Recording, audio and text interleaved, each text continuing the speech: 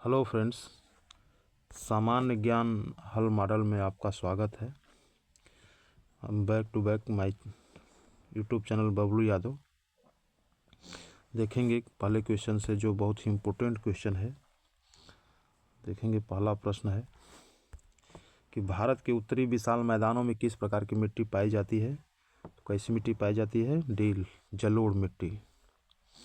जो पहला है लाल मिट्टी दिया है, दूसरा काली मिट्टी, तीसरा लैटराइट मिट्टी, लेकिन चौथा क्या है? डी वाला जलोढ़ मिट्टी पाई जाती है भारत के उत्तरी विशाल मैदानों में।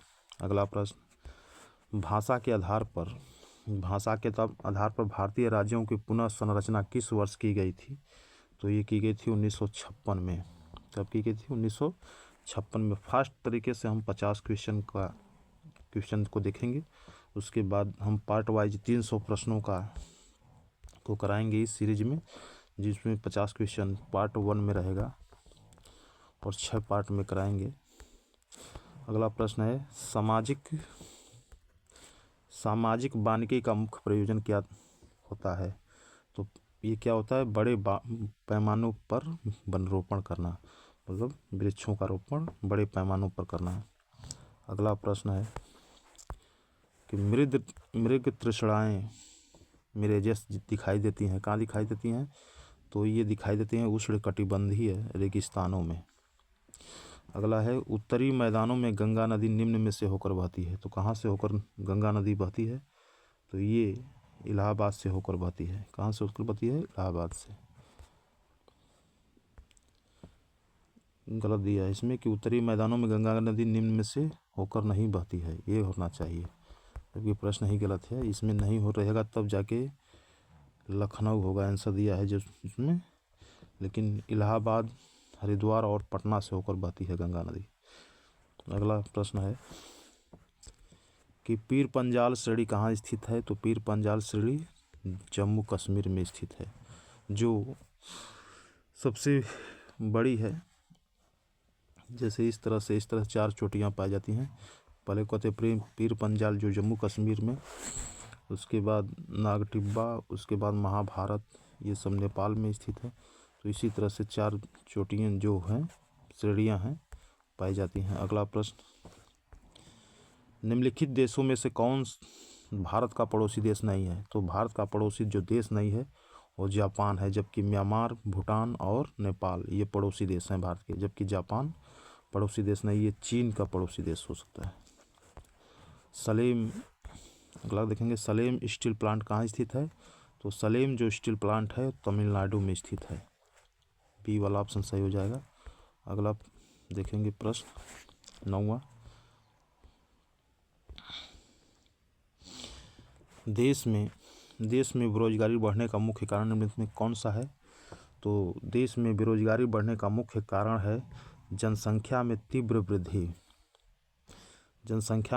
वृद्धि। अगला प्रश्न, समानता का अधिकार भारतीय नागरिकों के लिए सुनिश्चित करता है। क्या करता है सुनिश्चित? तो ये करता है सामाजिक, धार्मिक तथा राजनीतिक समानता। ये 3 चीज, सामाजिक, धार्मिक और राजनीतिक समानता।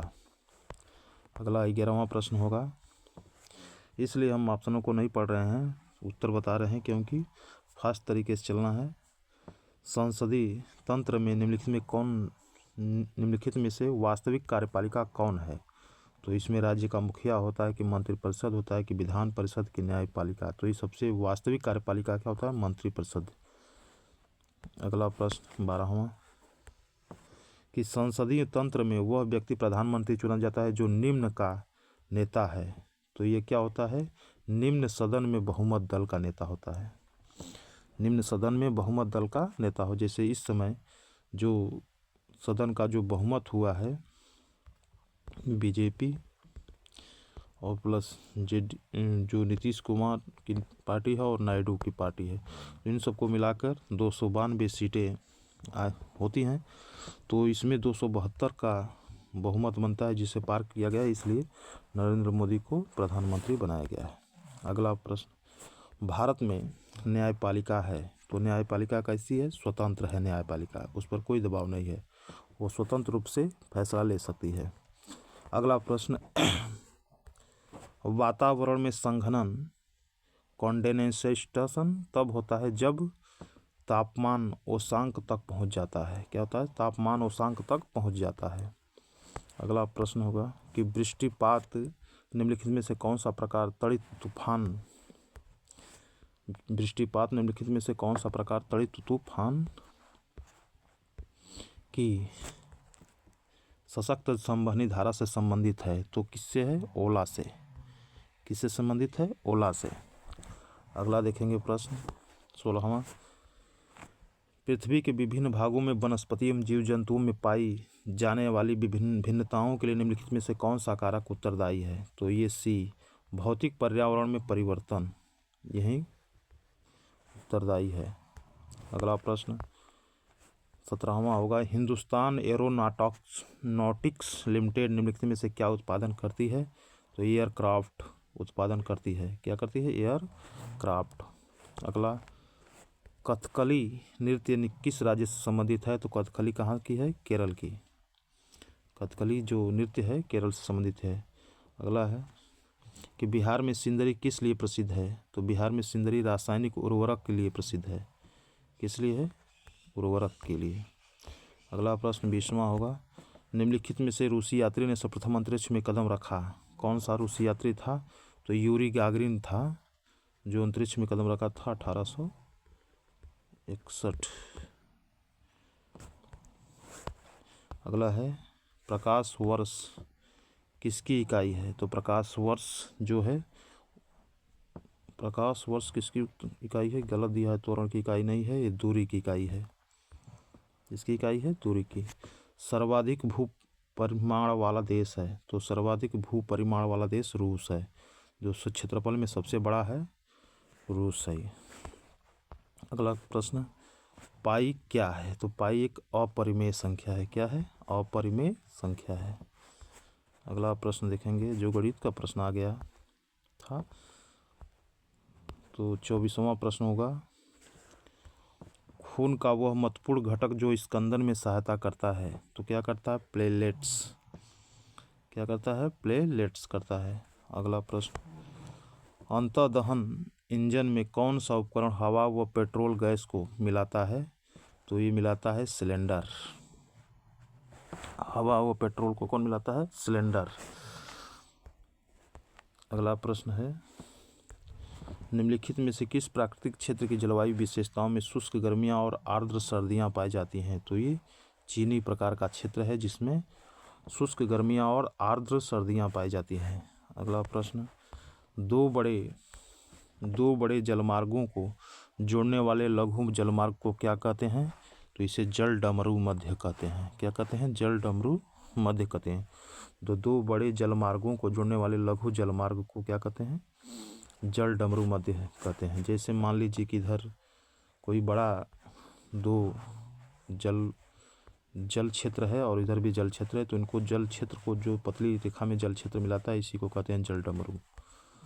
अगला है, बृहस्पति और मंगल के बीच परिक्रमा करने वाले छोटे ग्रहों को क्या कहते हैं? तो बृहस्पति, मान लीजिए कि ये मंगल ग्रह है और इधर बृहस्पति, जो छोटे छोटे रहते हैं इस तरह से, उसे हम क्या कहते हैं? क्षुद्र ग्रह कहते हैं या एस्टेरॉयड कहते हैं। अगला प्रश्न 29वां, निम्नांकित में से मानव शरीर के किस तंत्र द्वारा हार्मोन स्रावित होते हैं? तो ये अंतःस्रावी तंत्र के द्वारा हार्मोन नियंत्रित होते हैं। अगला प्रश्न 30वां प्रश्न होगा, निम्नांकित में से कौन पार्थिव ग्रह कठोर सतह वाला नहीं है? तो पार्थिव ग्रह जानते हैं 4 है, बुध, शुक्र, बृहस्पति और मंगल। तो इसमें से जो नहीं रहेगा, जैसे बुध है इसमें दिया है, शुक्र है, मंगल भी है लेकिन बृहस्पति नहीं है। आंसर बृहस्पति हो जाएगा। अगला प्रश्न, वाट घंटा, वाट प्रति घंटा इकाई है, तो किसकी है? ऊर्जा की है। किसकी है? ऊर्जा की। अगला प्रश्न देखेंगे हम 32वां प्रश्न पर चलेंगे, यदि किसी कण का रैखिक वेग दोगुना कर दिया जाए तो इसकी गतिज ऊर्जा होगी? तो गतिज ऊर्जा कैसे होगी? चौगुनी हो जाएगी, 4 गुना हो जाएगी। अगला प्रश्न, किलो वाट आवर एक यूनिट है, किसकी है? ऊर्जा की। किलो वाट आवर एक यूनिट है किसकी? ऊर्जा की। अगला प्रश्न है कि निम्नलिखित में से सह्याद्री पर्वत श्रृंखला के नाम से भी जाना जाता है, तो किसको जानते हैं? पश्चिमी घाट को जानते हैं, पश्चिम घाट को। अगला प्रश्न, प्रतिध्रुव एंटीपोड्स क्या होते हैं? तो ये क्या होते हैं कि वे स्थान जो व्यासीय रूप से पृथ्वी की सतह के विपरीत दिशा में होते हैं उसे हम क्या कहते हैं? प्रतिध्रुव। अगला प्रश्न, ग्रेट बैरियर रीफ क्या है? तो ग्रेट बैरियर रीफ क्या है? एक प्रवाल रचना है जो कहाँ पाई जाती है? जो ऑस्ट्रेलिया के उत्तर पूर्व दिशा में इस तरह से फैली हुई ग्रेट बैरियर रीफ पाई जाती है। अगला प्रश्न, हिंद महासागर में निम्नलिखित में से कौन सा तूफान अन्य 3 की अपेक्षा अधिक निरंतर रूप से आता है? तो क्या आता है? चक्रवात। हिंद महासागर में इसे क्या कहते हैं? चक्रवात, लेकिन उसी को हम कहते हैं प्रशांत महासागर में, चीन में टाइफून कहते हैं। अगला प्रश्न, बॉल पेन किस सिद्धांत पर काम करता है? तो बॉल पेन गुरुत्वीय बल पर काम करता है। किसकी बल पर काम करता है? गुरुत्वीय बल पर। अगला प्रश्न, भारत में राष्ट्रीय आय के प्राकलन तैयार किए जाते हैं। तो दिया है राष्ट्रीय विकास परिषद द्वारा, राष्ट्रीय उत्पादक परिषद द्वारा, राष्ट्रीय आय समिति द्वारा। अगला है केंद्रीय सांख्यिकी संगठन द्वारा। तो आंसर यही हो जाएगा, केंद्रीय सांख्यिकी संगठन द्वारा। 40वां प्रश्न होगा कि भारत की प्रमुख वाणिज्यिक फसलें कौन सी हैं? तो क्या हैं? कपास, तिलहन, जूट और गन्ना, ये वाणिज्यिक फसलें हैं जो व्यापार के लिए प्रयोग की जाती है अधिकतर। अगला प्रश्न, एक आदमी 10 मीटर से दूर साफ नहीं देख पाता है, वह किस रोग से ग्रस्त है? तो किस रोग से? निकट दृष्टि दोष से, इसे कहते हैं मायोपिया। एक आदमी 10 मीटर से दूर साफ नहीं देख पाता है, वह किस रोग से ग्रस्त है? निकट दृष्टि दोष से। अगला प्रश्न मिलान वाला है कि देखेंगे सूची 1 का सूची सेकंड के साथ मिलान कीजिए और नीचे दिए गए विकल्पों में सही उत्तर चुनिए। तो पुलकट झील कहाँ है? ये राजस्थान में होगी। चिल्का झील कहाँ होगी? उड़ीसा में।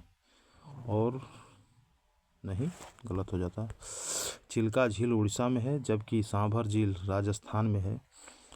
और बुलर झील का कश्मीर में, और पुलिकट झील तमिलनाडु में। तो हम देखेंगे कि ए का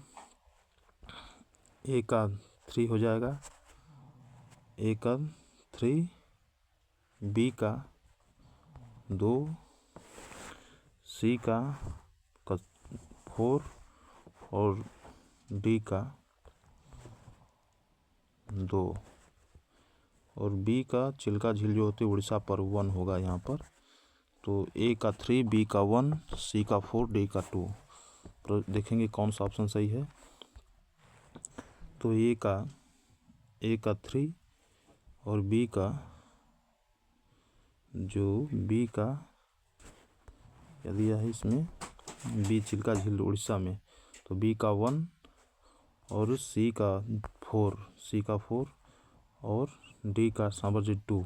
तो ऑप्शन नंबर ए सही हो जाएगा। ए का 3, बी का 1, सी का 4 और डी का 2।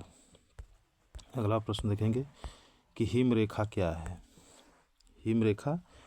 है? तो एक ऊंचाई जिसके एक स्थान पर अस्थायी रूप से बर्फ रहती है और पूरे वर्ष नहीं पिघलती है, उसी को कहते हैं हिम रेखा। अगला, डेल्टा की सही परिभाषा क्या है? डेल्टा की सही परिभाषा निम्नलिखित में कौन सी है? तो एक त्रिकोणीय तटीय भूमि जिसका निर्माण समुद्र अथवा महासागर में तैरने वाली नदी की गाद द्वारा होता है। तो यही सही हो जाएगा, एक त्रिकोणीय तटीय भूमि होता है। अगला प्रश्न देखेंगे 45वां प्रश्न, निम्नलिखित में किस प्रकार की जलवायु लैटेराइट मृदा विकसित होती है? तो लैटेराइट मृदा आर्द्र उष्णकटिबंधीय क्षेत्र में विकसित होती है। अगला प्रश्न, इंग्लैंड हाउस ऑफ कॉमन्स द्वारा भारत के किस गवर्नर जनरल पर महाभियोग चला गया था? तो वारेन हेस्टिंग्स पर चलाया गया था। अगला प्रश्न 47वां है कि जनगणना 2011 के अनुसार भारत में साक्षरता की दर कितनी है? तो 74.04% यही है। कितना है 74.04%। अगला है 48वां प्रश्न, निम्न में से कौन सा स्थान भारत में पुर्तगालियों का मुख्यालय था? तो मुख्यालय कहाँ था? गोवा पर कब्जा किए थे पुर्तगाली। अगला प्रश्न 49वां, निम्न में से कौन सी नियुक्ति भारत के राष्ट्रपति के अधिकार में नहीं है? तो कौन सी नहीं है? लोकसभा का अध्यक्ष, क्योंकि दोनों सदन सत्ता पक्ष और विपक्ष दोनों मिलकर करते हैं, लोकसभा अध्यक्ष का चुनाव नियुक्त करते हैं, इसलिए यह अधिकार क्षेत्र में नहीं आता है। अगला है मरकरी है। मरकरी क्या है? तो मरकरी एक द्रव धातु है। मरकरी क्या है? द्रव धातु। तो इस प्रकार से हमने 50 प्रश्नों को देखा। इसके बाद आगे से देखेंगे 51 प्रश्नों से 100 प्रश्नों को देखेंगे सेकंड पार्ट में। यदि हमारा वीडियो अच्छा लगे, प्रश्न अच्छे लगे, तो हमारे चैनल को लाइक, सब्सक्राइब एवं शेयर कीजिए। थैंक यू, धन्यवाद।